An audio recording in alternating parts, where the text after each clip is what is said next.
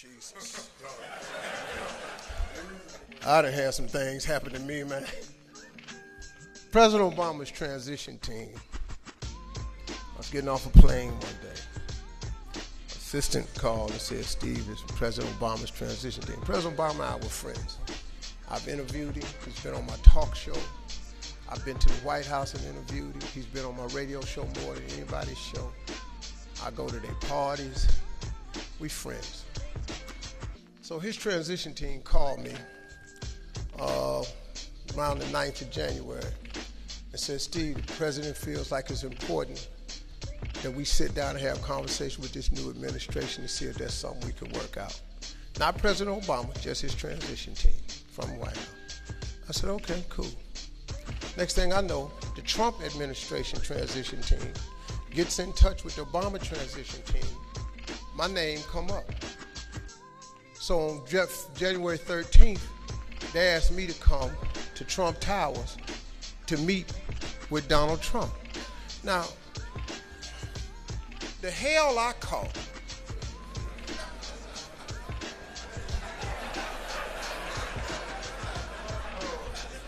the sheer misery for making that decision. I've been so many coons, Uncle Tom, sellouts. I was stunned. I mean, the brutality of what happened to me on social media behind visiting that man in Trump Towers, it was alarming. But I'm sitting up in here and I'm trying to figure out, because you don't know, so since you don't know, here come the hate. Uncle Tom, sellout, coon, Steve Harvey, shoe shining, celebrity friends I thought I was really cool with, coming out talking about he ought to know better. What the hell wrong with him? Whoa. If President Obama, the current president, and the incoming president say they want to talk to you, which one of you ain't going up there? Just raise your hand if you wouldn't go, so I can see how stupid you are.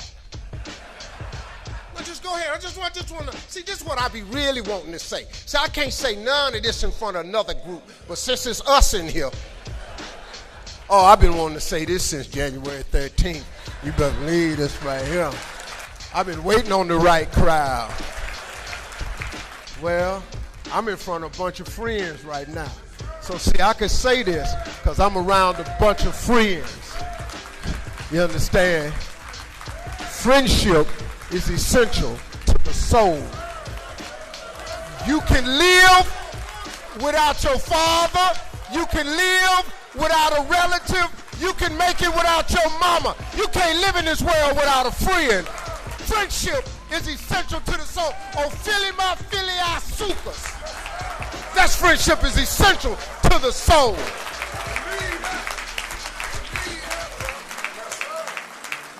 Yeah, I've been waiting on this. I'm glad Ricky Lewis asked me to come. So I go up there. President Trump did not know why I was there, but he was accommodating. I'm going to give the man this. The man was very congenial. As we said that, we talked about golf. I played golf at his golf courses a lot. I don't play well, but I play. We talked about that. He's really congenial.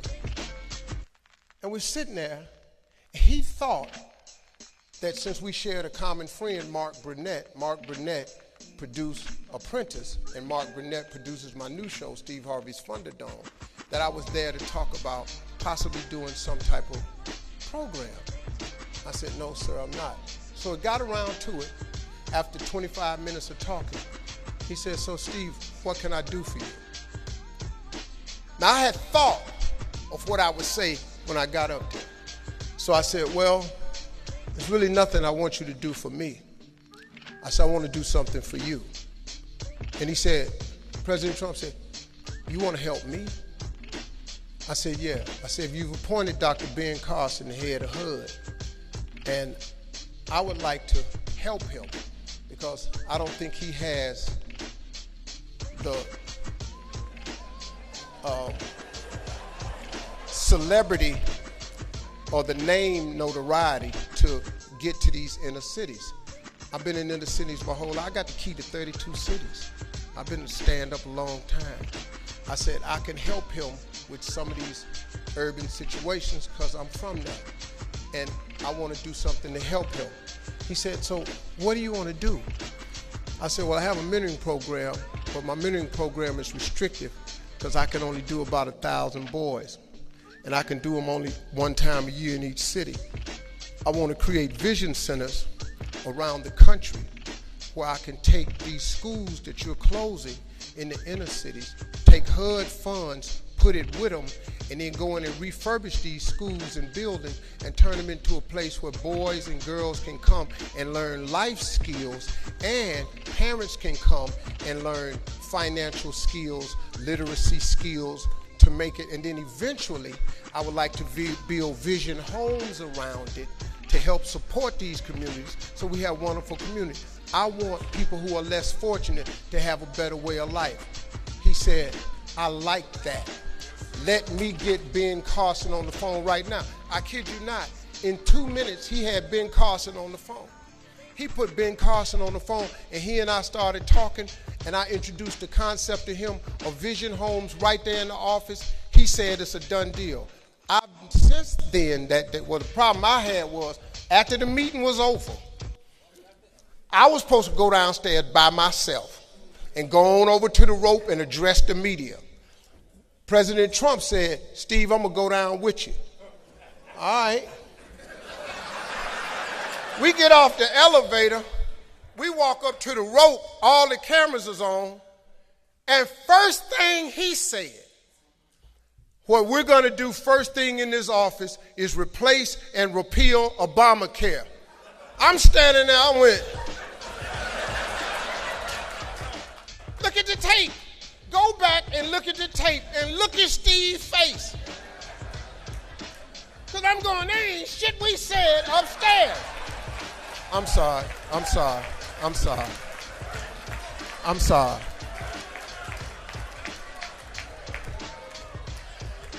I mean, that's not what we said upstairs. But I was stirring, and I'm sitting here going like I'm supporting this here. I ain't said nothing like that. So then when he walked off, I was standing there with Greg Calhoun, another frat brother, and Gerald Washington, Crump, what's up, man? That's my man right there. You a bad boy. Man, that's my man right there. I'm sorry, I'm a fan of his. Benjamin Crump, attorney. So I'm sitting here, and I walk up to the media, and I go, I'm just messed up because, man, it just looked like. And then next thing you know, all over social media, Steve supports Trump, repeal and replace Obamacare. We ain't never even talked about Obamacare. But that's what God said. And then after that, y'all did your boy. It wasn't white folk, it was y'all. Yeah, this wasn't a black, this was an internal. White folk don't even know what Uncle Tom Coon is. Y'all was doing this here. Oh, you was doing your boy. To hell with my track record. Damn what I done in the past. You ain't sugar honey iced tea right now. I cleaned that up, see how I did that. I didn't want to though. I wanted to go ahead and fire another one off, but I figured I had got too many in. You ain't sugar honey iced tea no more. Ooh, I don't like saying that. Black people took to social media, and boy, all my family had to close their accounts down because y'all was just lacing me. Not y'all per se. Most of y'all don't even, hardly any of you blog, but I'm just talking about us. And this went because I don't know why we love destroying each other. I don't know why we take such pleasure in when he gone. You know, I was talking to Kevin Hart the other day when he went through that whole thing about the girl. Kevin Hart said, man, it's amazing how they cheer for you on the way up because they love a success story. But then once you get there, their whole mission is to bring you down. And they was just on that social media just lacing me, man. Like I don't do nothing for black folk. Like I just ain't been black this whole time. The hell you gonna call me Uncle Tom, a coon and a sellout? I'm 60 years old. You know what I done seen? I seen what everybody in this room that's 60 done seen. I done felt what everybody in this room done felt. How they gonna call you Uncle Tom and a coon? Because you're at the top of the corporate ladder. Now some black person ain't got nothing wanna sit up and call you an Uncle Tom and a coon because you done bet it yourself. Ain't that about la-di-da? You be wanting to go, man, I wish, you know, man, you be wanting to say something. But you know what though? You can't say nothing. Because my grandmama taught me something a long time ago. If you hang a sheet out on the line and you get some doo-doo on it, don't wipe it because you ain't going to do nothing but smear it. She say, just wait till it dry. It'll fall right off.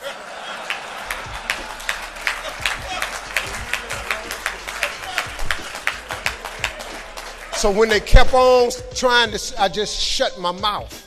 I stayed quiet because I knew I had a purpose.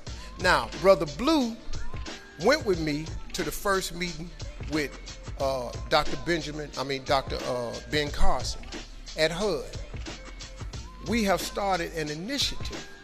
The first one will open in Detroit because that's where Dr. Ben Carson is from. The Vision Centers have been okayed by the White House, all because I took a step and went up there and said it. I didn't even come up with the Vision Center concept till the night before. I just told God, I asked God, man, just tell me what to say when I get up there. Because what I'm supposed to say? I don't even know what to say. What do I say to Donald Trump? I told him when we were sitting there, I said, look, man, I ain't vote for you. And I say, I put my whole radio show behind trying not to get you elected. I said, but there was a mistake got made. I said, we was playing checkers and y'all was playing chess. So congratulations on your win.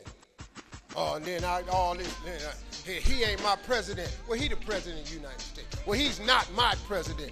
He's the president of the United States. He's not my president. When you get through saying that, he the president.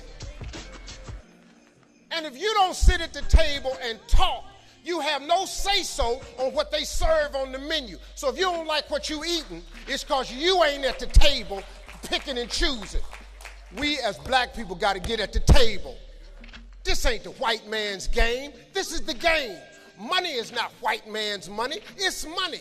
You get around real rich people. They don't care what color you are. As long as you got enough to be there, trust me, you know how this works. That's racism on every level. But we black, man, we can rise above this. So when they got through eating me up, me and Blue went up there. The first one they're going to open is a Vision Center in Detroit. It's going to take a school that was closed, reopen it with HUD funding, going to support it with the right type of counselors and stuff, and create a place for young boys and girls to come and to learn life skills. See, what our kids don't know how to do is dream. If you destroy the dream, the Bible says a man without a dream or vision shall perish. It never mentions if you don't have an education. I mean, congratulations if you got one. It's sure helpful in a lot of things. But we got to get our kids to dream it. Then we got to educate their parents on financial literacy. We got to teach them life skills. Stay tuned, there's so much more in store. Just leave the dial right where it's at, 'cause we will be